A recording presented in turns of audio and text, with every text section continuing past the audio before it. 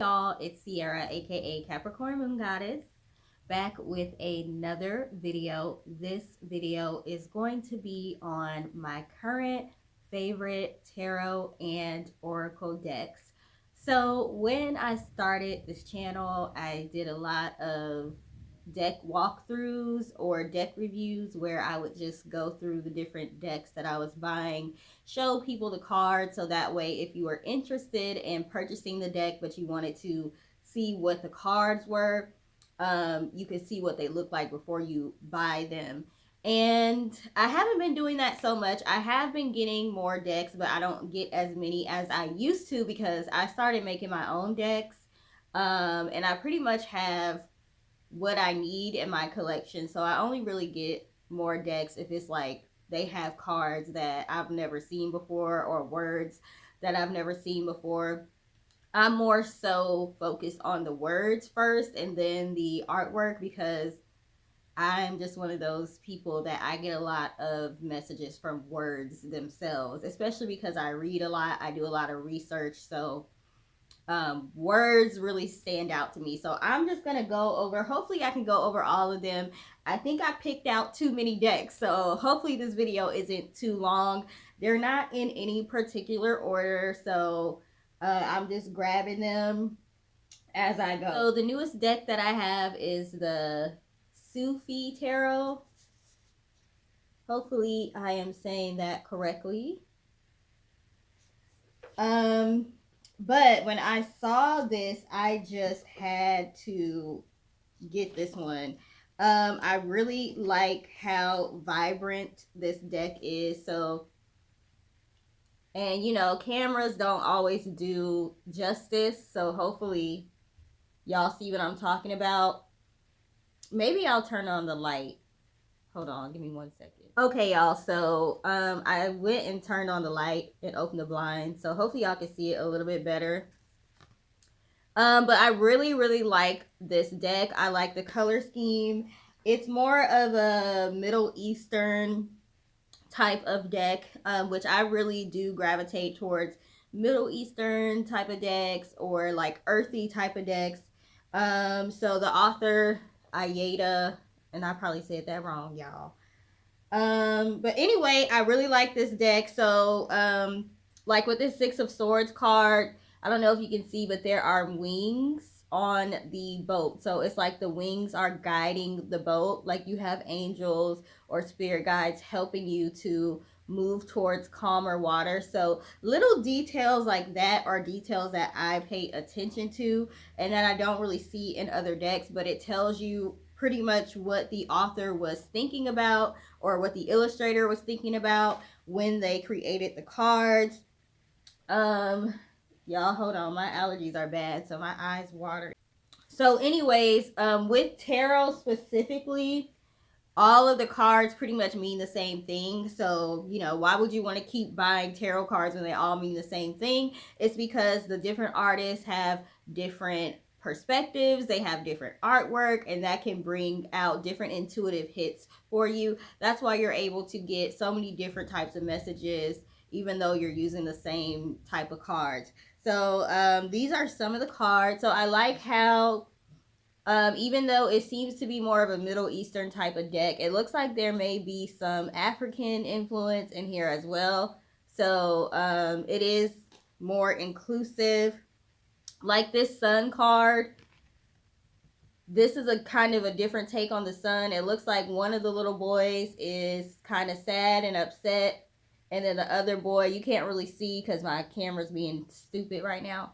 But the other boy is kind of comforting him, it looks like. So he's like, you know, bringing the sunshine to his day a little bit. So at first glance, you may look at this card and say, this looks like a sad sun card. But you have to really pay attention.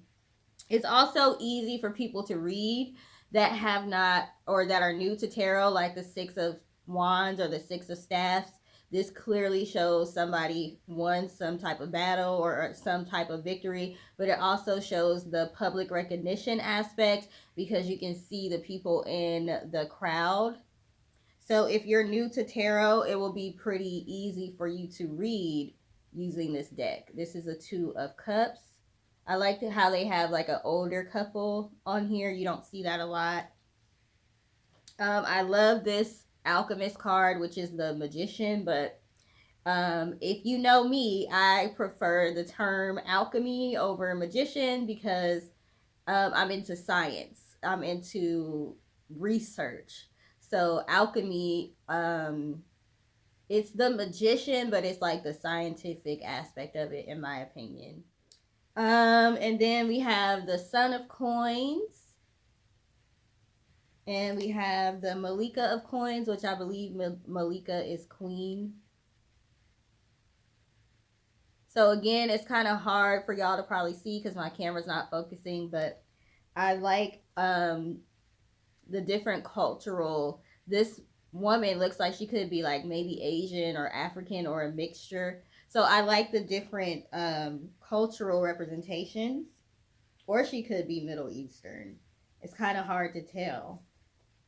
So that is the Sufi Tarot, and I've been reading with this one lately. Now the cards are fairly thick, so they're nice quality, but it is kind of hard to shuffle them because they are so thick.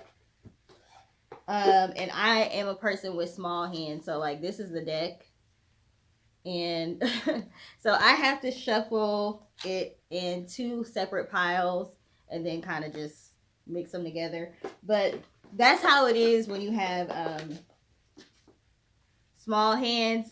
The book includes contemplations and affirmations, so I guess things for you to think about, affirmations to say, and then it has the upright and reverse meanings of the cards, and it has some teaching information in here as well. So I really like this one. I don't think I showed y'all the back of the cards. This is what the back of the card. So it's kind of like a mandala kind of thing. Okay, so my second newest tarot deck is, what is this called? Tarot of the Divine. And this one is kind of like it says inspired by deities, folklore, and fairy tales from around the world. So fairy tales from all over the world. Some of them are obvious to me, some of them aren't because I'm in America, so I may not know some of the other ones, but um the book is in color, so that's nice. All the cards are in color. It doesn't give you a whole lot of information. As you can see, they can fit 2 cards on each page, so you don't get a whole lot of information. Like some decks really go into a lot of information about the cards and the story behind it. You're not going to get that with this, so you may have to do further research if one of these fairy tales seems intriguing to you, but it at least will tell you what the card means and the upright and the reverse. So here are some of the cards. This one also has a different take on a lot of the cards. So this 3 of Swords card, you can see she's basically having to cut off her own wing. You don't really see a whole lot of that. With the 3 of Swords, you typically see a heart with 3 swords in it.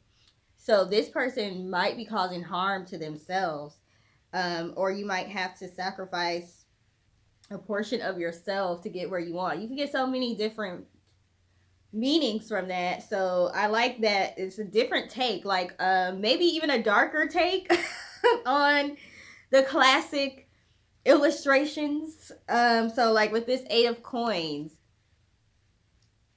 it looked like she's in pain. Like, look at her feet, look at her hands. She's working so hard. It's really tapping into the overworking aspect and the doing the same thing over and over and over again. I don't know if I said 8 of Swords or 8 of Coins, but this is the 8 of Coins or 8 of Pentacles. Okay, so it's like a different take with the 2 of Wands. This is a two-headed person. So, and one of them has a staff or a wand, and one of them has a sword. And it's like the same person, but they're looking 2 separate ways. So you don't really see that in a lot of decks. Here's the Lover's card. So this one is obviously Beauty and the Beast. So what I like about this is you can incorporate the information that you know about the fairy tales in with the information that you know about tarot, as well as with your intuition. So it gives you a little bit more to draw from. We have the King of Coins. There's a tortoise in here. I like the Three of Wands, how it's showing her climbing up the ladder, moving upward mobility.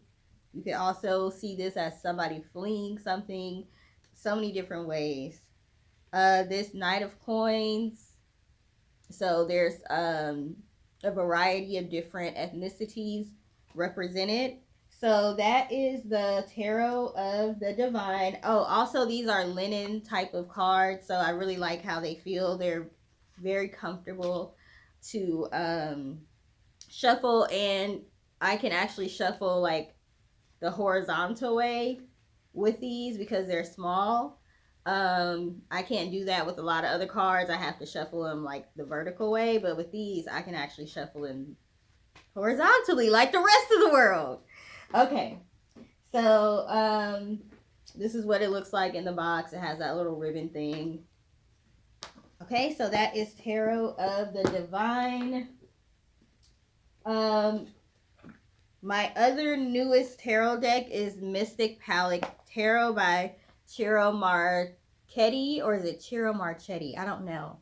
I actually got this one because he was at an event that I was a vendor at, and I met his wife and his daughter. They're very nice, and this was his newest deck at the time. This was around,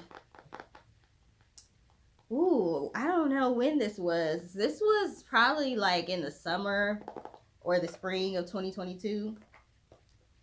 But he has two versions of this. So he has a sepia version where it's like sepia tone, like earth tones. And that one is really beautiful. And he has a full color version. And it was really hard for me to choose which one I wanted because I actually don't have a sepia deck. So I even am considering possibly buying this again, but just in the sepia version. Just because I don't have one. I've never seen one like that before. If I can, I'll try to put a picture of it on the screen. But this is very, very vibrant. So I really like how the colors are very vibrant. I will say that you probably do need to be experienced in reading tarot with this deck because it's not the typical, some of them aren't like obviously the typical meanings, but look at how vibrant these are.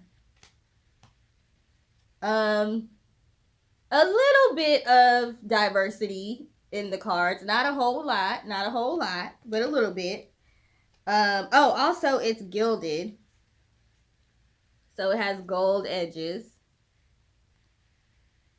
But yeah, I really like this one. Now it doesn't have the names, like you know how the major arcana will have the names, like it'll have the devil written on it, or it'll have the emperor written on it. So that's why I'm saying it has the numbers, but you do have to be a little bit experienced in reading to be able to recognize what the major arcana cards are. You see, because they don't have the names.